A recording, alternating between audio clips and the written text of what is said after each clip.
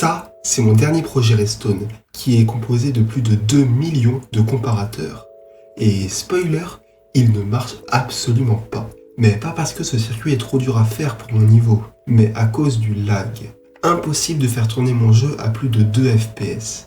Alors oui, j'aurais pu utiliser certaines astuces comme utiliser un serveur ultra puissant ou la magie du montage vidéo pour vous faire croire que ça marche, mais je trouve que c'est de la triche. C'est d'ailleurs pour cette raison que je trouve que ce youtubeur vous ment lorsqu'il dit qu'il a réussi à recréer Minecraft et Doom sur Minecraft.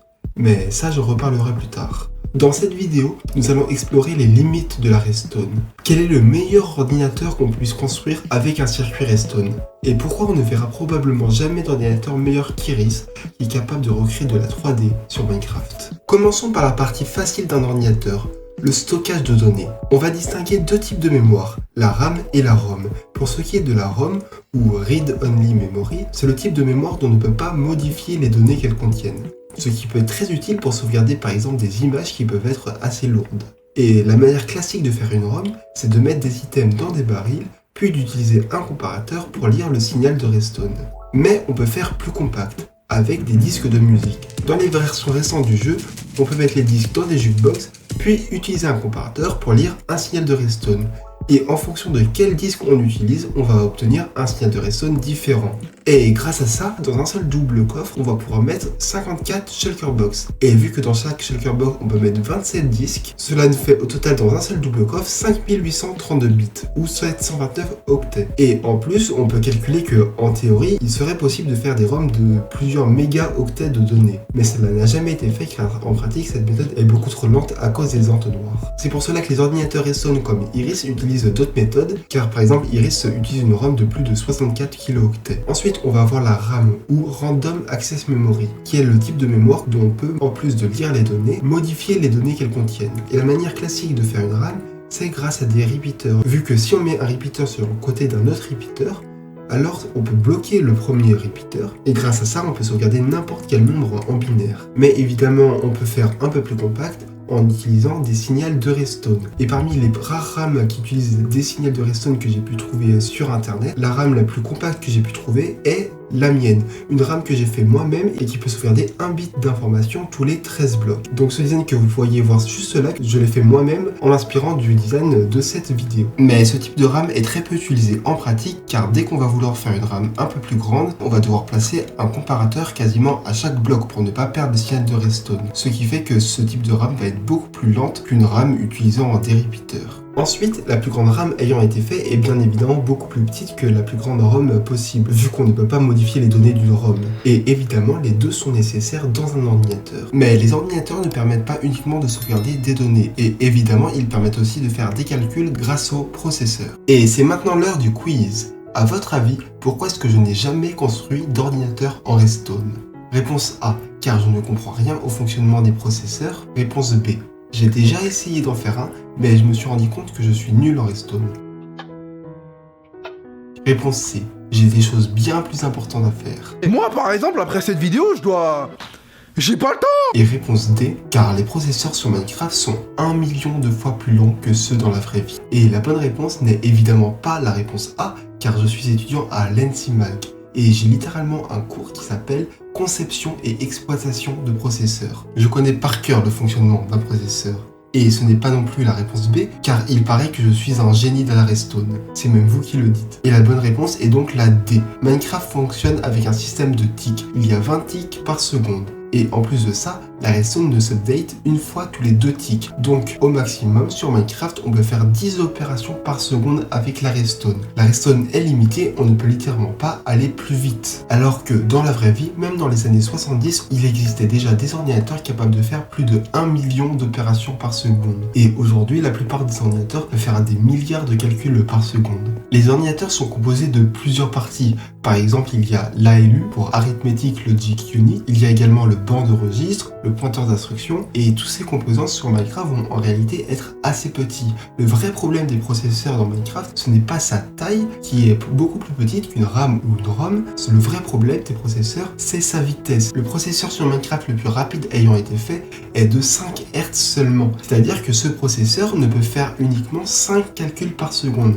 pas plus. Et le plus souvent, les processeurs sur Minecraft tournent aux alentours de 1 Hz. Mais quand t'es chaud en informatique, tu trouves toujours des solutions. Et une solution pour pallier au fait qu'on ne peut pas faire beaucoup de calculs par seconde, c'est le multiprocessing. L'idée est simple. Au lieu d'utiliser un processeur qui est capable de faire un calcul à la fois, on va utiliser plusieurs processeurs. C'est ce qu'on utilise également dans la vraie vie quand on parle de processeurs avec plusieurs cœurs. Pour comprendre comment ça marche, prenons un exemple. Voici le jeu de la vie sur Minecraft. Le jeu de la vie est composé de plusieurs cases qui représentent des cellules, et chaque cellule peut être soit vivante, soit morte. Et chacune des cellules peut mourir ou naître en fonction des cellules voisines. Et pour le recréer sur Minecraft, on peut déjà penser à utiliser un sorte de processeur qui va prendre chaque case une par une et va mettre à jour la nouvelle valeur à chaque fois en fonction des cases voisines de cette case. Mais on peut faire beaucoup mieux en voyant chacune des cases comme un cœur d'un immense processeur. Toutes les cases vont fonctionner en même temps et vont tous faire des calculs de manière indépendante pour savoir si la case doit être vivante ou morte. Et comme ça, on peut recréer sur Minecraft le jeu de la vie de façon très optimisée, car on ne va pas avoir un processeur qui fait le calcul pour toutes les cases, mais chacune des cases va faire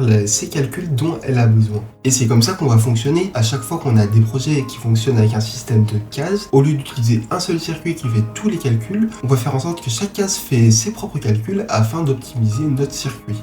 Mais alors, comment est-ce que ce mec a fait pour faire tourner Doom sur Minecraft de manière aussi fluide, si on ne peut pas faire plus de 10 opérations par seconde? Je rappelle qu'il faut plusieurs milliers d'opérations par image pour faire un jeu en 3 dimensions. Est-ce qu'il a aussi utilisé du multiprocessing? Non. En réalité, il a dû tricher, enfin un peu. Si on regarde la description de la vidéo, on peut voir que déjà la vidéo est en accéléré, même si ça c'était évident. Mais de quoi est-ce qu'il parle avec son serveur MCHPRS? Et attends une minute, au total la vidéo est accélérée plus de 170 millions de fois comparé aux 10 ticks par seconde de la Redstone. Vous vous rendez compte que cela signifie que si on voulait tester cet ordinateur sans accélérer la Redstone, il faudrait plus de 5 années pour obtenir une seule seconde de vidéo. 5 années. C'est pour cela qu'on ne peut pas mettre cet ordinateur dans la même catégorie que n'importe quel autre circuit Redstone. Contrairement à un circuit comme mon jeu d'échecs en Redstone, dont je vous recommande d'ailleurs d'aller voir la vidéo, Iris existe seulement pour pouvoir montrer ce qui est possible de faire sur Minecraft. Il n'est pas destiné à être utilisé en pratique. Et pour pouvoir accélérer autant la Redstone, il a utilisé un serveur MCHPRS, un Minecraft High Performance Redstone Server. Pour faire simple, c'est un serveur qui permet d'accélérer la Redstone des centaines de milliers de fois. Et oui,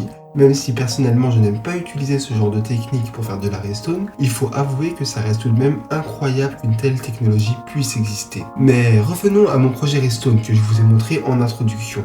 Qu'est-ce que c'est? Et pourquoi est-ce que je n'ai pas publié de vidéo depuis si longtemps? Bon, la réponse à la deuxième question est simple, je voulais absolument finir ce projet, mais j'ai fini par abandonner. Ce projet était de refaire le jeu Shapez dans Minecraft. Pour ceux qui connaissent pas Shapez, c'est un jeu d'automatisation. Le but est de construire une usine pour pouvoir créer et colorier les formes demandées. Et pour pouvoir le refaire en redstone, mon idée était de m'inspirer du jeu de la vie, c'est-à-dire créer un circuit pour une seule case, puis copier cette case plusieurs fois. Et l'idée de base est bonne, mais le problème c'est que dans Shapez, il y a une dizaine de bâtiments différents.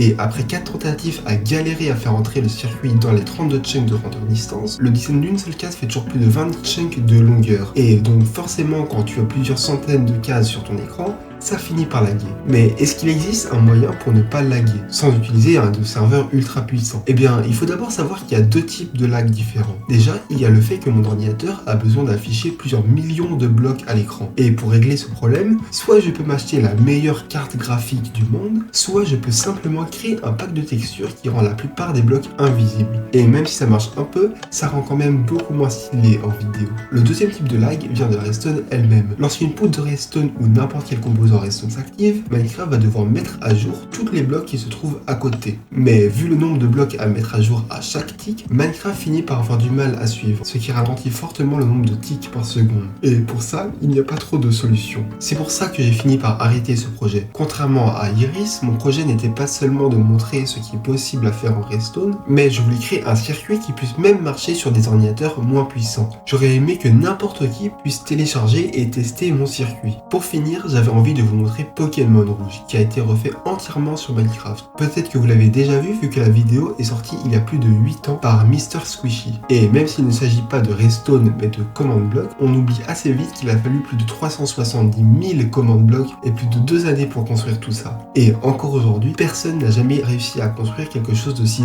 insane que ça. Et vu qu'il s'agit de Command Block et non pas de Redstone, il n'y a pas besoin d'accélérer le jeu pour pouvoir faire tourner Pokémon Rouge. Pokémon tourne à la même vitesse que le jeu de base. La vidéo que vous voyez là n'est donc pas du tout accélérée. Et voilà, c'est la fin de cette vidéo. J'ai préféré vous parler de la mémoire et des processeurs, même si les ordinateurs ont aussi d'autres composants, comme la carte graphique, la batterie, le clavier, mais la plupart n'ont pas besoin d'être ajoutés à un ordinateur Minecraft. À l'exception des écrans dont je vous ai déjà fait une vidéo dessus. Même si j'avoue, vu les progrès qu'il y a eu ces derniers mois sur le sujet, il faudrait peut-être que j'en fasse une deuxième vidéo. Sinon, n'oubliez pas de vous abonner et liker la vidéo pour me soutenir. Et moi je vous dis à la prochaine, ciao.